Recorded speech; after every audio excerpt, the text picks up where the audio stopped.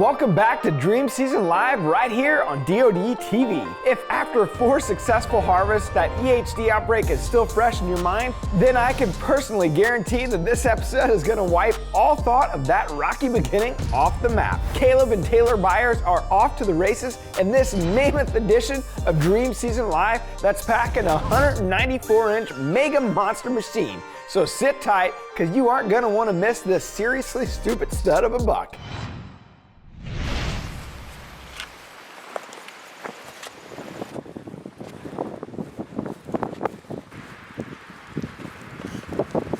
Well, it's October 12th this evening, and it's Iowa's early muzzleloader season. It is one of my favorite seasons to hunt, and I don't know that I've ever been ready for a hunt before Caleb has, and today he had to tell me to sit down and relax for a minute. We are hunting a couple different bucks that we've had some history with. A buck that we call Frank. He's just kind of an old mature buck that I would have no problem pulling the trigger on. And another buck that we call Dakota. He is our number one hitless deer.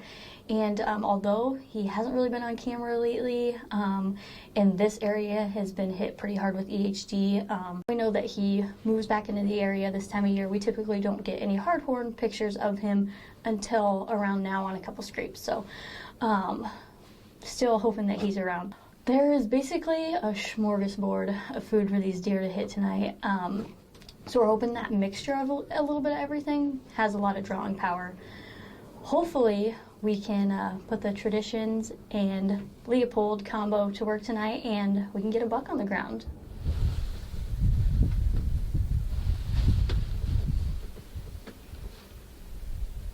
Well, we have about 45 minutes left of shooting time, and we have not seen a deer yet.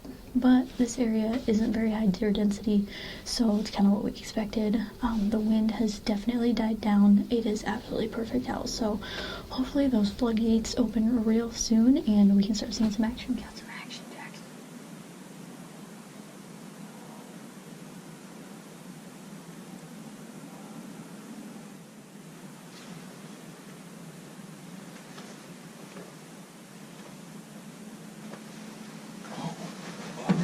Buck.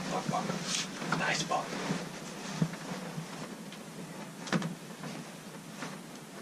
Right in the fence line.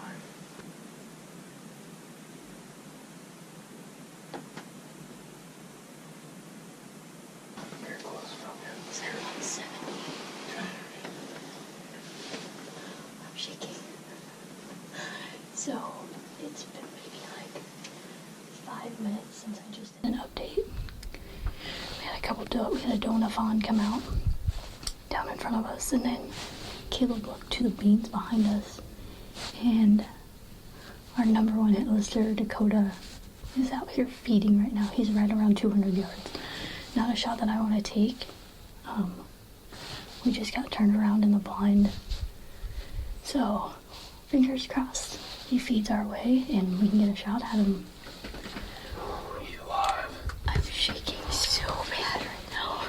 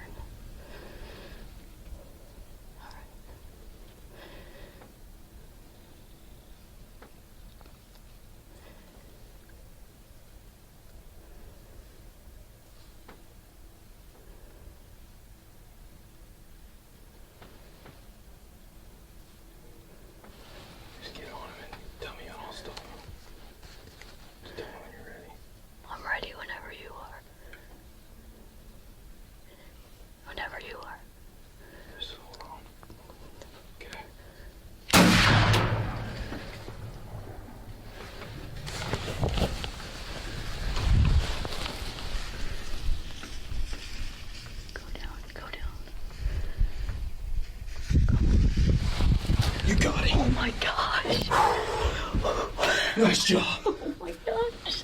Holy smokes, Taylor.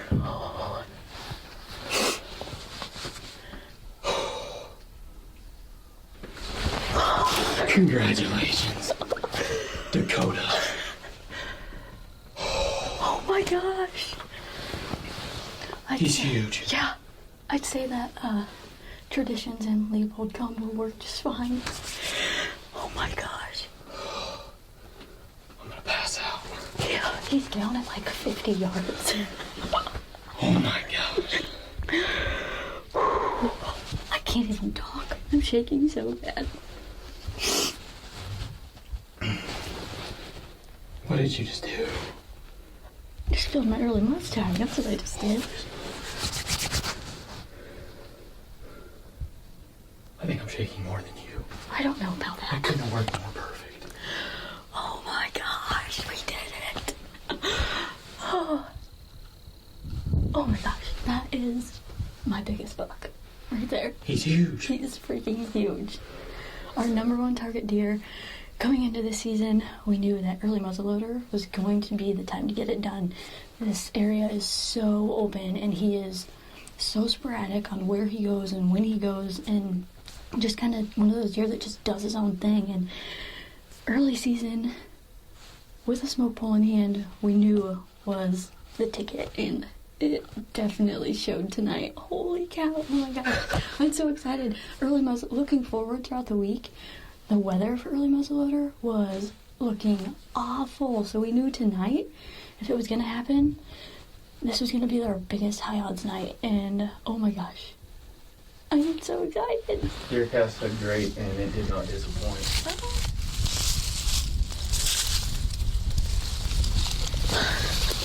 Oh my gosh. Yeah, so this happened tonight. Oh my gosh. Biggest buck. Down. We thought he got a little smaller. He did not get smaller. He didn't get smaller at all. Alright, cut it. Congrats. Thank you. I just couldn't be any more excited. He's my biggest buck ever, and just the story behind him. We have so much history with him. I passed him when he was 2 out of that same blind during early muzzleloader, and then we've had several encounters since then, and it's just been a crazy ride. Yeah, so as Taylor said, this story actually started in 2016 when he was 2.5 years old. This buck showed up on our trail camera, and we could tell just a genetic freak, just an absolutely huge 2-year-old. So in the area that he was, we didn't put much stock into it other than, the shotgun pressure around this place is insane. So as open as it is, we kind of figured that, he wouldn't make it very long, to be honest. Right then the story started, and we were excited to see what he was going to be the next year. So as a 3.5-year-old, he didn't get crazy big. He didn't grow a crazy amount. He had, grew those tall brow tines, but it was a deer we were definitely looking forward to see what kind of a jump he was going to make it for. So at 3.5, we did not hunt him one single time, just to let him be comfortable in that area and just pray that he was going to make it through the next shotgun season. So as a 4.5-year-old, he absolutely exploded. So most of the time we're going to pass every 4.5-year-old deer, but this certain farm, this certain area, there was absolutely no reason to pass that deer, especially the caliber of buck he was. So we were going to try and kill him. We're going to try and do everything in our power to get this deer on the ground. So that year in particular, we had 3 different encounters. So the first one, I did a bunch of hinge cutting in this draw ahead of the blind, and he stepped up right out of the hinge cutting and kind of worked across the field and went onto the neighbor's property, and that was the end of that hunt. So for the next several days, we hunted him every chance we could, and we weren't seeing him. So we elected the morning of November 12th to do just an observation sit at the top of the hill and out of our truck, just glass, to see if we could lay eyes on him, just figure out what he was doing, where he was living. And lo and behold, we laid eyes on him at the bottom of the hill, and he was with a doe locked down, and we knew it was only a matter of time before you know, he came up off that doe and was going to be searching again. So the afternoon of November 18th, we settled into that blind again, and sure enough, he came out. The closest he got, I think, was 120 yards, and you know, worked across that field. It was just beautiful footage. It couldn't have been more perfect. We just had a snow, I mean, everything you could ask for. We had 2 acres of standing beans in front of us and snow on the ground, so we thought we had a decent opportunity of him coming in, but he just had does on his mind, and he was searching for does. So he worked off, went onto the neighbor's property, and you know, we decided that's our buck. We're obviously not going to kill him tonight, so let's get out of here and just see what he's doing. We wanted to learn everything we could about this deer, so we got out, went around to the road, and actually seen him again and filmed him. So we knew that this buck's home range is so big, it's such open ground, that it was going to be tough to get him on the ground, and especially with a bow. So I couldn't be more proud of you. That was an awesome shot, and congratulations. It doesn't get any better than that. Big bucks do the soul good. Congratulations, Taylor, on an absolutely incredible harvest. With all that said and done, the Dream Season Live team have by no means topped themselves. So make sure to keep tuning in for next week's episode right here on DoD TV. Ever wonder what goes on inside the brain of a whitetail buck that gets him up and on the move? Well, we've cracked that code and are delivering it to you in the DeerCast app, a revolution in deer movement forecasting. Available now for iOS and Android. Get ahead of your game with DeerCast. We're adding new videos every week, so make sure to click that subscribe button and check out all of our amazing content. This episode of DoD TV is brought to you by onX Hunt, the nation's #1 GPS hunting app.